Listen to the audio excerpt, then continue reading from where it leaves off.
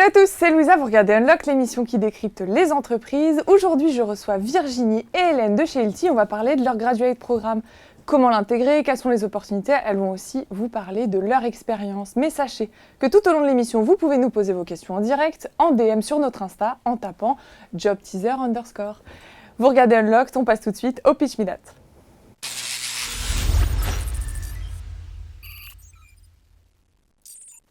Bonjour Virginie, bonjour Hélène. Bonjour Louisa. Ça va? Oui, ça va bien. Vous vous sentez bien? Ouais. Bon. Alors Hélène, tu es Outperformer Trainee Ilty Belgique au sein du département Business Track. Oui, c'est bien ça. C'est bien ça. Et tu viens de, tu nous l'as dit avant le live, tu viens de la Belgique, mais de la partie flamande. Et tu es donc venue avec une collègue que tu connais, vous vous êtes déjà rencontrés au siège, Virginie. Et Virginie, tu es Outperformer Trainee Ilty France au sein pareil du département Finance Track. Exactement. Je sais déjà que tu sais le challenge qui t'attend, c'est-à-dire que tu vas devoir nous pitcher Ilty en 1 minute. Est-ce que tu es prête? Oui. Quand tu veux, je lance le chrono. Ok, alors Ilty, c'est une entreprise, c'est un leader global qui fournit donc des outils, des services et des logiciels aux professionnels de la construction. C'est donc une marque premium dont le modèle de vente est en B2B. Alors, ce qui est assez notable à remarquer, c'est que c'est une entreprise qui est toujours familiale. Le siège est basé à Liechtenstein et c'est une entreprise qui appartient toujours à la famille Ilty. Donc, c'est vraiment une entreprise qui a une stratégie très long terme, ce qui permet notamment pour nous d'investir beaucoup dans l'innovation. Par exemple, chaque année, on investit environ 6% de notre chiffre d'affaires dans la R&D, ce qui nous permet de sortir environ 70 innovations produits par an. Donc, c'est quand même assez énorme. C'est également aussi une entreprise où il fait très bon vivre, très bon travailler. La culture d'entreprise est basée sur 2 piliers, on va dire. Le premier, c'est la performance. Donc, on est vraiment dans un environnement très stimulant. On est poussé à se dépasser, à faire l'extra mile, mais avec aussi une grosse culture de bienveillance, de caring. Donc, on a les moyens vraiment d'atteindre nos objectifs. Il y a beaucoup de transparence, de feedback. Donc, c'est une entreprise où on a envie de se dépasser et de travailler avec ses collègues dans un esprit de team working. Voilà. Ok. T'as un petit peu dépassé. Mais c'est pas grave, il faudra que tu reviennes pour une prochaine émission pour repitcher en moins d'1 minute. Aujourd'hui, vous êtes à la recherche de futurs senior managers. Alors, on va voir les profils que vous recherchez, mais surtout ce que vous proposez au sein de ce graduate programme. On voit ça en détail.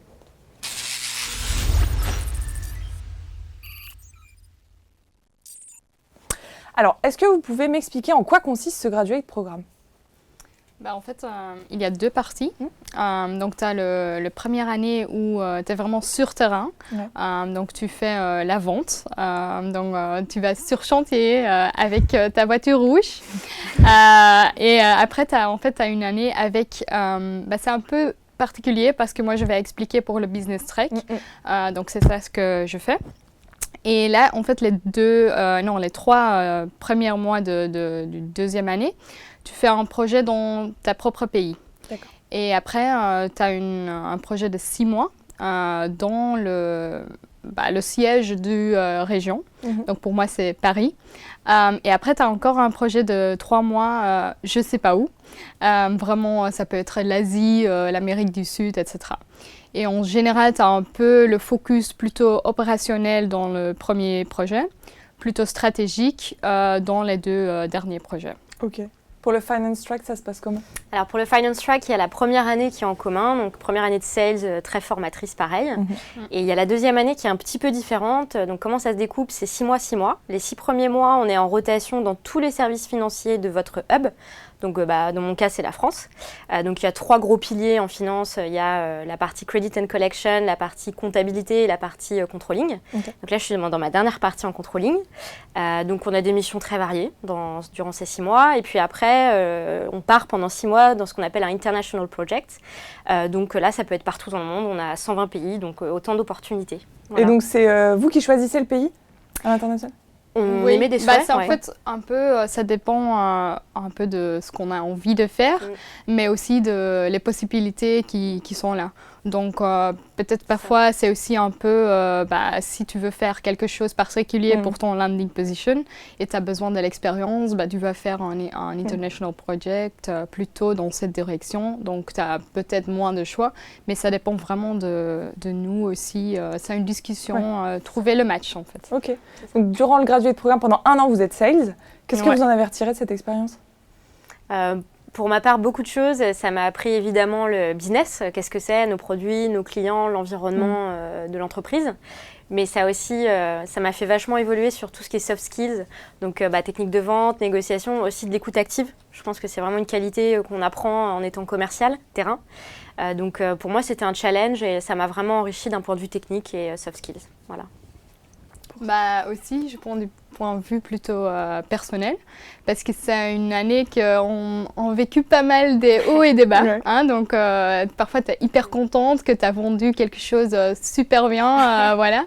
Tu as un grand deal, etc. Et parfois, tu as des journées que ça va pas du tout. Et à la fin, tu es toute seule dans ta voiture. Mais je pense que tu apprends un peu la discipline toi-même, mais aussi prendre l'initiative toi-même de gérer ton secteur vraiment comme un peu une petite entreprise en fait. Ok. On me dit qu'on vient de recevoir la première question sur Instagram. Okay. Donc on vient de me l'envoyer. Alors Ahmed vous demande, quel est votre plus gros challenge au quotidien? Oh là là. Il y en a peut-être plusieurs. Ah ouais, c'est une question hyper ouverte. Ouais. Vas-y, je te laisse Hélène. Pour moi, je pense que oui, c'est très... allez, ça dépend vraiment de ce que tu fais, bien sûr, de projet. Mais moi, pour l'instant, par exemple, je fais un projet avec beaucoup de différents départements. Donc, c'est la logistique, c'est la vente, c'est le marketing. Et tu as un peu tout le monde qui a son avis et qui a aussi leurs propres idées, etc., qui veulent ça ou ça ou ça. Et toi, tu es un peu au milieu. Il faut centraliser et aussi parfois dire « Ah non, mais en fait, ça, on ne va pas faire comme ça. » Et comme on est assez junior, c'est parfois… Il faut s'adapter, quoi. Oui, il faut un peu apprendre à comment le dire, etc. Mais je pense que c'est bien qu'on a l'opportunité de le faire et de se développer aussi comme ça. Mais c'est vrai que parfois, c'est un peu trouver comment le faire. Ouais. Bon, aujourd'hui, il y a 6 postes de graduate programme qui sont ouverts. Comment est-ce qu'on définit vos missions? Ça passe par le mentor? C'est le rôle du mentor de définir vos missions? Oui, c'est le rôle du mentor, oui. En fait, on a aussi un HR global qui est vraiment responsable pour le programme. Et lui, il est toujours là pour avoir un call, etc., pour un peu que nous, on peut dire, voilà, on veut plutôt aller dans cette direction, et il aide à trouver les projets, en fait. Ok. Vous m'avez dit au téléphone que c'était un monde majoritairement masculin. Vous, en tant que femme, comment est-ce que vous êtes intégrée? Alors, pour ma part, plutôt très bien. En fait, j'ai pas vu de différence de traitement ou j'ai pas appréhendé en fait le métier différemment, et pour la partie sales et pour la partie finance. Je pense qu'il n'y a pas d'élément discriminant en fait. C'est la même chose pour moi. J'ai vraiment pas vu de différence. On a peut-être une autre façon d'aborder les choses, mais en tout cas, c'est une force. Donc, j'ai pas vu de différence là-dessus. Ouais. Alors, Virginie, toi, tu es en première mission de 6 mois sur la région Europe de l'Ouest. Est-ce que tu peux me parler de ta montée en compétences? Comment est-ce qu'on t'a accompagnée? Alors c'est très simple, en fait j'ai beaucoup de chance parce qu'il y a tout un environnement autour de ça, donc il y a mon mentor qui me coach, on a des sessions très régulières, on a du feedback aussi, voilà, il suffit que je le vois dans le couloir, il m'aiguille, il me conseille toujours aussi, il y a les managers en direct, donc c'est pareil, c'est vraiment des personnes clés dans mon accompagnement.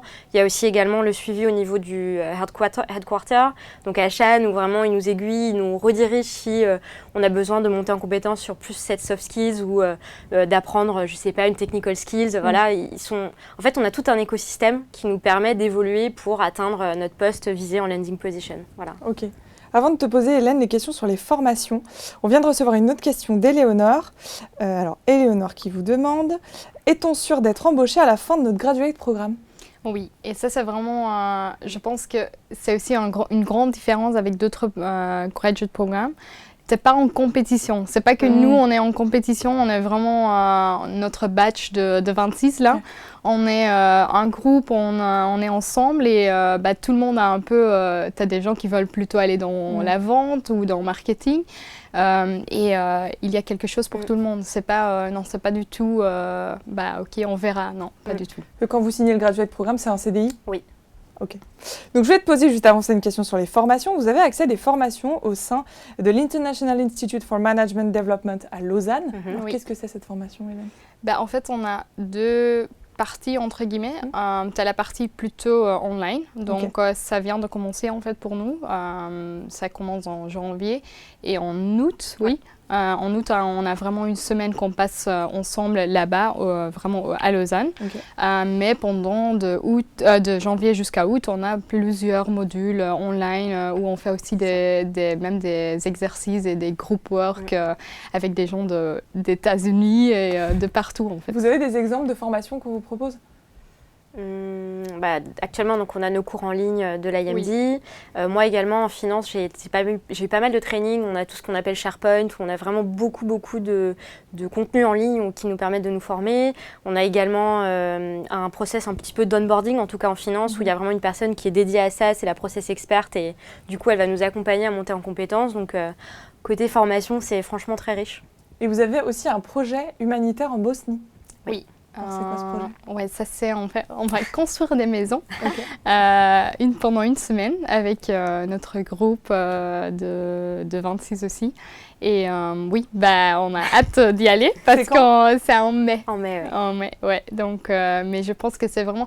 C'est un peu aussi l'esprit d'ILTI de donner quelque chose à la société. On a une ILTI Foundation et ça fait partie de l'ILTI Foundation aussi de faire des choses comme ça. Et je pense que c'est bien qu'on participe à des trucs comme ça. Oui, il y a plein d'événements parce que vous m'avez aussi parlé d'un séminaire avec les membres de l'Executive Board. Oui. Oui, ça, on a assisté, on l'a fait en novembre avec donc les 26 personnes de notre communauté de performeurs. C'était génial, en fait, c'était un moment donc c'était pas qu'un séminaire, c'était un moment aussi d'échange, on avait des exercices de groupe, 26, c'est pas facile, mais on a réussi. On avait aussi également préparé ça en ligne avant pendant environ 2 mois, donc on était vraiment très fédérés et c'était super d'avoir cette visibilité, en fait, de l'executive board avec nous. Bon, vous êtes là, alors j'ai profité de vos connaissances, de vos compétences pour que vous puissiez leur donner leurs meilleurs conseils pour qu'ils puissent décrocher leur entretien. Si ça vous va, on passe à la suite.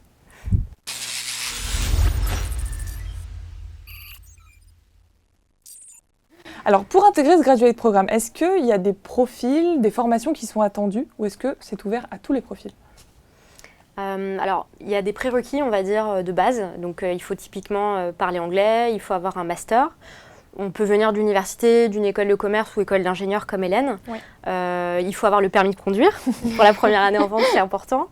Il faut être quelqu'un qui est curieux d'esprit, qui veut faire preuve de leadership, parce que c'est ce qu'on demande aussi dans ce programme. Il faut pouvoir s'adapter, il faut être flexible. Moi, c'est comme ça que je résumerais les choses. Pour intégrer ce graduate programme, il faut être en master ?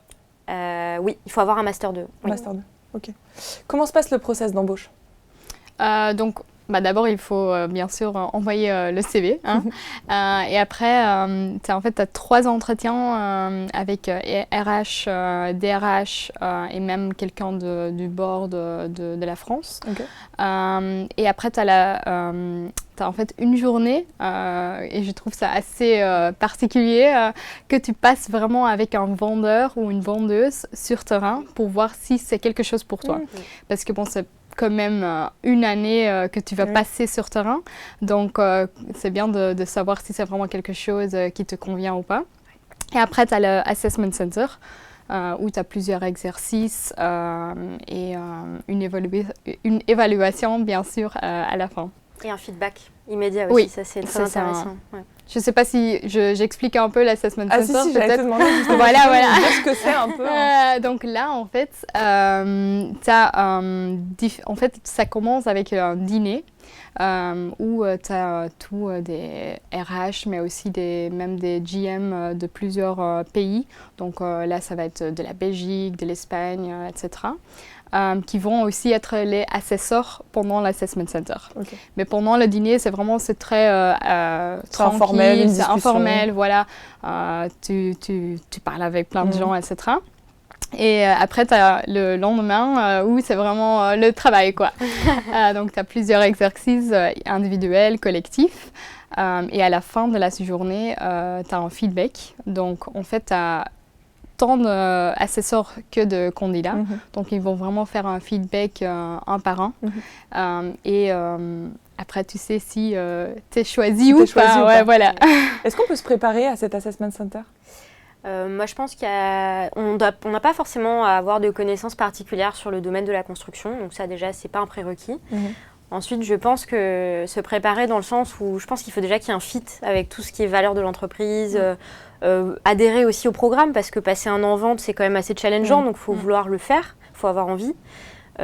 Préparation, pas forcément techniquement, moi je dirais de bien dormir, voilà, d'avoir l'esprit clair, d'être naturel, d'écouter bien, de respecter les gens parce qu'il y aura des exercices en groupe aussi, donc il faut montrer qu'on sait bien travailler en équipe. Je pense que c'est plutôt comme ça qu'il faut l'envisager. Ouais. Quels sont les soft skills à mettre en avant durant cet entretien, durant cet assessment center?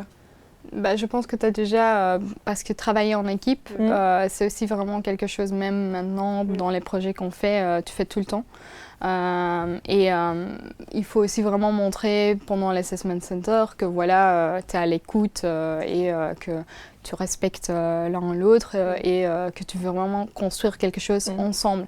C'est pas même pendant l'assessment center, c'est pas t'as pas le sentiment d'être en compétition. Moi, j'avais pas du tout cette impression. C'était hyper ok. On va regarder et tout le monde fait son mieux.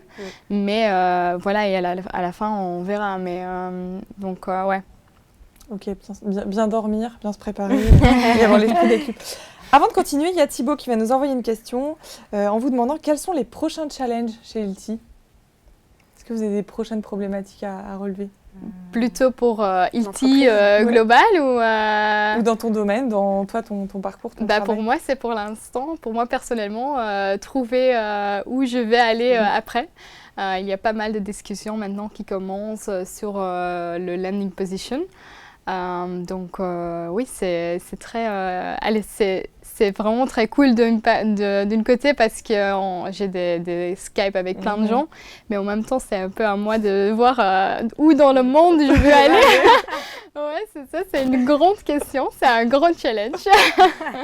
Toi, c'est le même challenge? C'est pareil, c'est la même période, le même batch, donc également plein de Skype, des décisions à prendre, se poser des bonnes questions, voilà, donc c'est pour notre avenir. Donc, et là, je suis vraiment contente aussi d'avoir notre mentor qui sont là parce que c'est hyper important d'avoir quelqu'un que tu peux juste dire est-ce que tu as une demi-heure juste pour donner ton avis parce que je ne sais plus.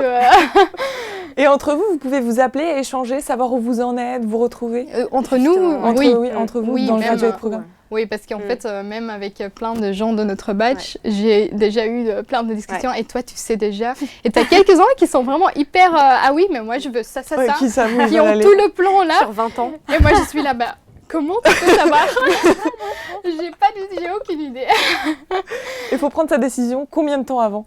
En fait, maintenant, nous, on est à peu près 9 mois avant de vraiment avoir, de commencer le landing position. Donc, c'est maintenant que ça commence vraiment les discussions.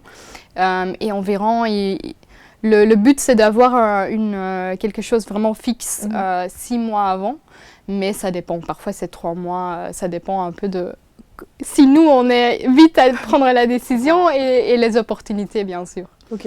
Je pense à une question, lors de cet Assessment Center, qui est quand même un événement important, comment on vient habillé? Assez formel, je pense. Moi, je me suis habillée un peu comme tous les jours, finalement. Faut pas non plus être overdressed, mais assez cool. Enfin, voilà. Donc, ça peut venir en basket je pense basket, ça va, mais ça passe, quand même, tu propre. peux... c'est ça, tu mets quelque chose, une chemise. Je dis plutôt business casual, un truc comme ça. Ok, business casual, on retient bien, super. On a une dernière question, mais qui va m'assurer toute la transition. C'est Amel qui vous demandait pourquoi choisir le graduate programme Hilti plutôt qu'un autre, mais je vous propose qu'on voit ça dans la dernière partie. On reste 3 minutes ensemble, à vous de les convaincre. C'est parti.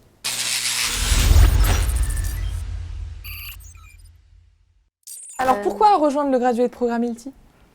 Alors, on avait pensé à 3 points à vous présenter. Le premier, c'est quand même que c'est assez fun en fait. C'est vraiment une entreprise où il fait bon travailler. Typiquement, là, il y a 2 semaines, on était à un kick-off France. Donc toi, Hélène, t'en as même fait 2. T'as fait Belgique et France. Oui, c'est ça. J'ai en profité.